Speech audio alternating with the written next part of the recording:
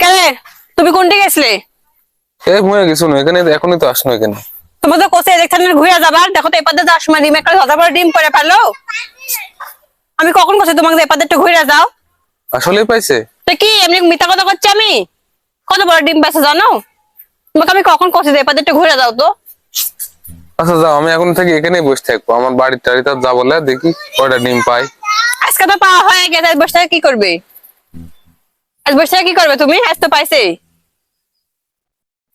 এই একটা কামও ঠিকঠাক হয় ওর না। ভাগ্যে আছে, আমি তাই পাই গেছি, ওর রিজিকে আছে তাই পাইছে।